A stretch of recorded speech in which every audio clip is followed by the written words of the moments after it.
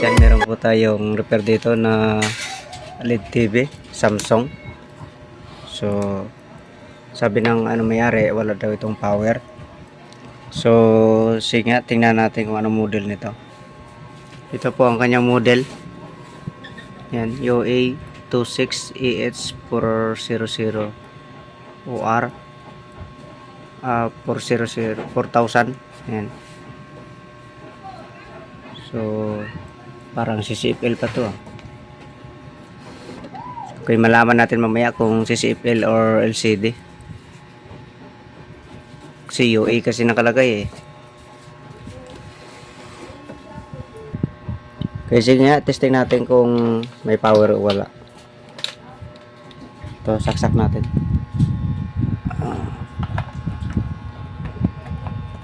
Ayan.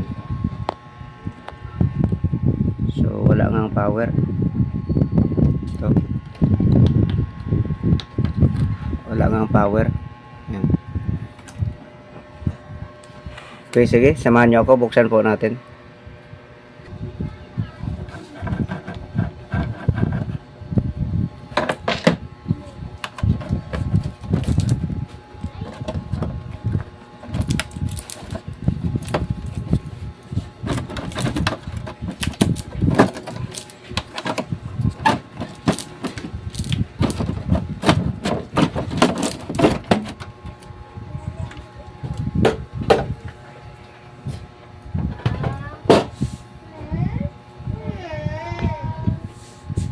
Okay, ito na. Ito na ang kanyang mainboard.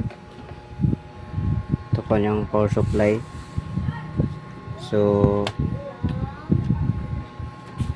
ano pa siya?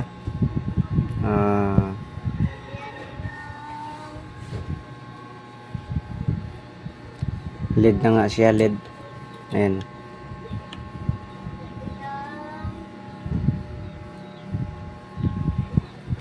So dito naman ang kanyang top board. Okay, sige. Dito tayo mag-trouble sa sa power supply. Check natin kung may grounded yan. Okay, una natin gagawin ay check muna natin kung may supply pa ito. Kasi sinaksak natin to kanina. Yung filter capacitor na sa primary. So DC po ang ating settings. Check natin kung may voltahe pa. Ayun, meron nga. Lobat na kasi baterya ng tester.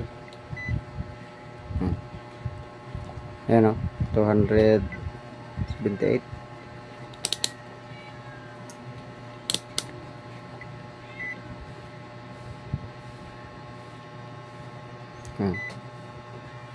So pag ganyan ay mataas pa yan. So kailangan pa yung i-discharge. So pag mag-discharge po tayo,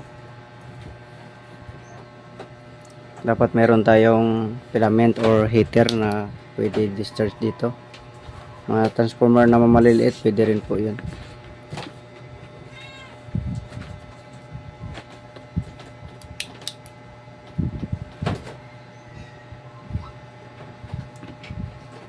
Kasi dito ikuhan sa terminal niya. Okay. Check natin kung nag-discharge nga. Ayan, 1.9 na lang volts. Ayan. So ibig sabihin wala nang voltahe, baba na lang. Okay. So check natin kung may mga grounded dito. Dito tayo mag-setting sa buzzer.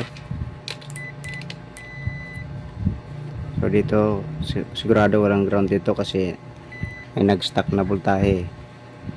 So sa primary walang grounded. Dito sa secondary, sa mga diode na to, wala rin. Sa mga dito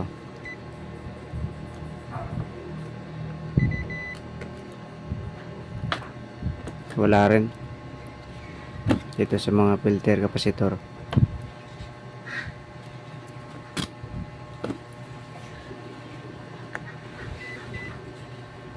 so wala ring voltahe. Wala pa rin palang grounded. Sige, mag-check voltage tayo dito. Okay, meron akong napansin dito. Ito, putol na yung isang paa. Pero ang connection lang naman ito ay sa sa snubber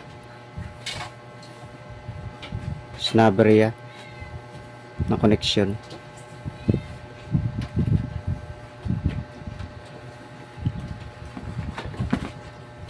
Okay, check voltage na lang tayo.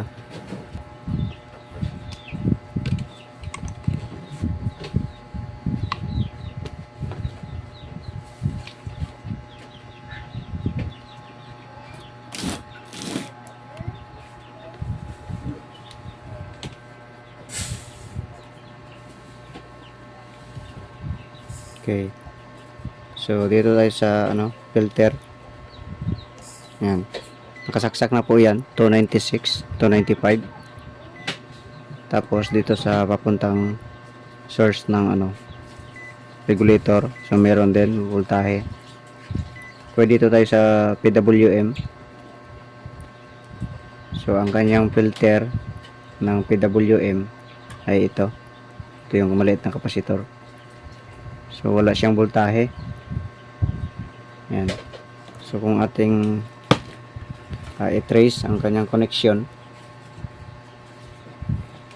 ito po siya, kapasitor.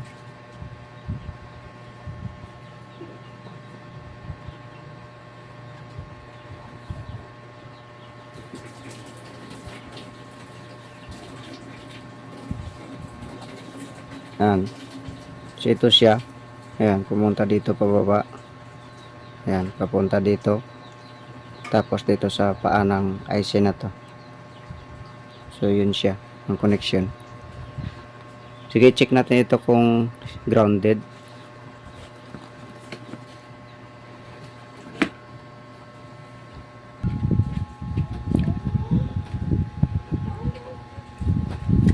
Okay, bukod pala dito sa supply na to, sa filter capacitor, meron pa siyang supply dito. Kaya kung atin pong i-trace ang kanyang connection, ito po siya, galing positive, tumawid dito, pumunta dito sa coil ng chopper transformer, tapos may connection pa dito. Ayan, resistor 1, 2, 3. So tatlong piraso. Tapos tawid siya dito. Ayan, may jumper. Tapos pababa na siya. Ayan, dito sa IC. So sa palagay ko ito yung pinaka main supply. Ayan. So ito na to ay parang sa feedback niya, papuntang feedback. Ayan. Kaya mapansin mo may dito, may diode. Ayan. Tapos yun lang connection niya. So check na natin kung may mga to konektado pa. So naka buzzer tayo. Sana marinig nyo yung tunog ng buzzer kasi may na po yung battery. Okay, so ito positive tayo yung coil. So meron namang connection.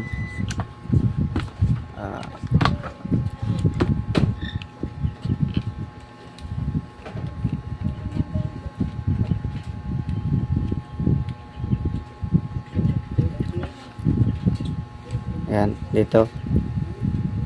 Yan. Pagdating dito sa resistor, meron pa. Kaya dito tayo sa resistor na out, papunta ditong IC. So wala nang connection, no. Dito pa lang wala na. So ang jumper parang open. Dito kasi siya sa ilalim, hindi siya makita eh. Ayan, no.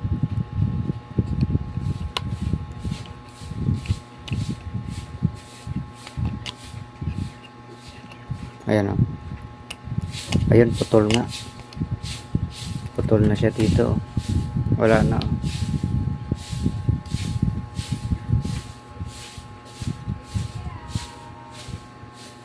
Putol na siya. Okay, so palitan natin ito, tapos mag jumper tayo, tapos i-check na rin natin itong optocoupler. Okay, sige. Okay, ito na. So ang jumper dito, ito pinalitan na lang natin ng wire. Yan.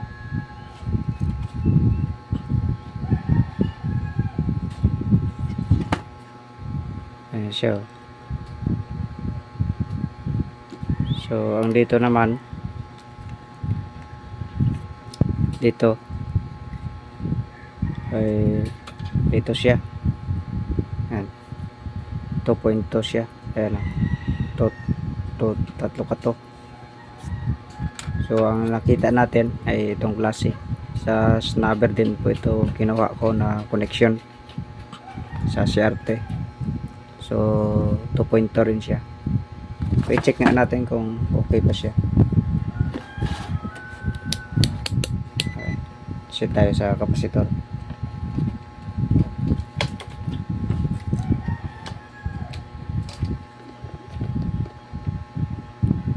Okay. Tester natin. Ayan. 2.2 pa.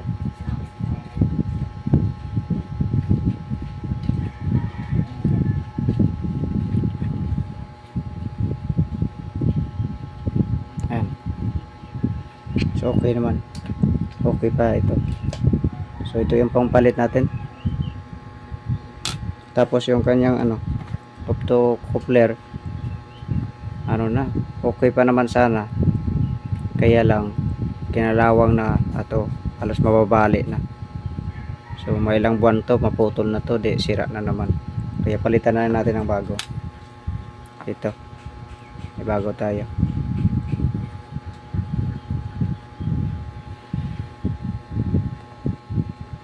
Ayan. Sige, kabit muna natin. Okay, sige, testing na natin. Ito, isaksak ko na. Hindi ko na ipakita. Ayan, saksak na yan. Okay, check voltage tayo.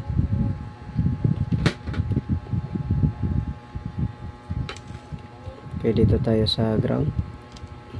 Steady lang ang Okay, balik natin dito sa source.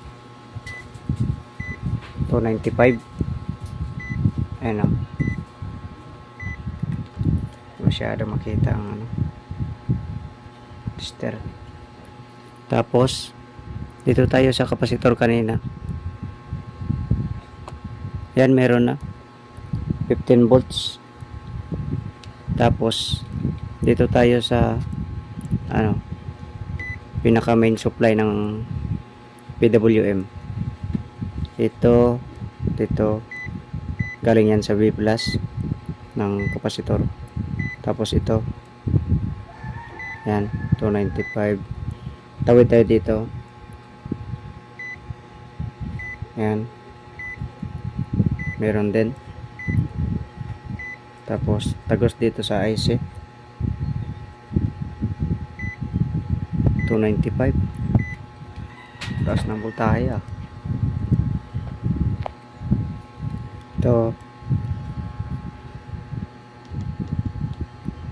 ito na siya yung paa ng IC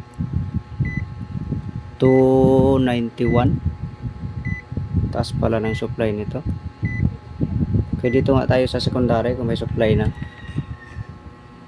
itong kapasitor na to. Ay, meron na ayan meron ng supply sa sa backlight. Dito banda sa standby, ayun, 14 volts. So grabe pala itong na to, itong IC na to. Ang supply pala dito ay parang galing din talaga sa resistor lang sa kanyang 3 piraso ang nag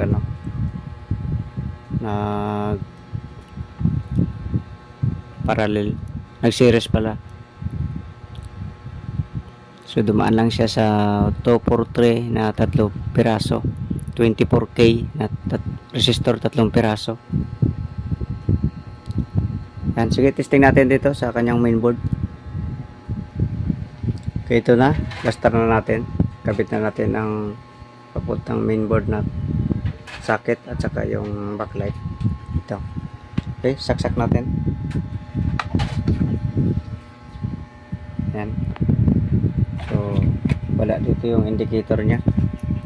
Tinanggal ko kasi. So, paano natin ma-on to? Okay, kabit ko muna yung indicator niya dito, yung sa sensor at sa switch, yung joystick. Okay, bago ko pala ikabit ito. Ayan. So, konting idea lang din. So, ang gagawin natin dito, kasi Samsung naman to, tanggalin mo ito para malaman natin kung good ang power supply na. So, iilaw na yung backlight. So, sige nga, saksak. Ayun, umilaw na ang backlight, oh. Ayun, oh, umilaw na ang backlight. So, hindi pa nakakabit ang mainboard niyan. Sige, ikabit natin itong ano sa switch. Nakabit na natin. Ayan na siya.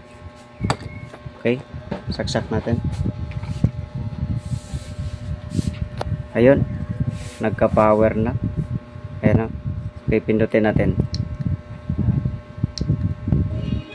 Ayun, tumunog.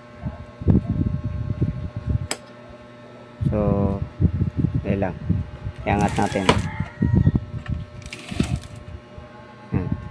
Tingnan natin ang screen. Sana walang guhit. Tingnan natin ang screen. Ayun. Wow, meron ngang guhit. Ayan, oh. Sa gitna. Meron pa sa taas, oh. Sa ilalim. Nakabaliktad kasi yung TV. Ayan. Meron na. May panooran na yung may-ari. Okay na siya. Kabitan natin ang signal. Takpan muna natin. Kabitan na natin ang signal yan sa likod. So, i-testing na natin kung may picture ba siya. So, yan. Saksak na natin. Yan. Waitingin tayo dito. Yan. Ayun. Ayan. So, okay na. May ano na siya. Meron na siyang picture. Yan. So, ito nga yung problema niya, may guhit. Isang guhit, tapos may sa ilalim na guhit. Tapos meron din sa taas. Ayan, no? So, mayaman na siya sa guhit. Yan. So, sana ay may nakuha tayong idea. Sana ay may natutunan tayo. So, huwag po natin kalimutan mag-subscribe. And like po, share po natin sa iba. Okay, God bless po sa inyong lahat.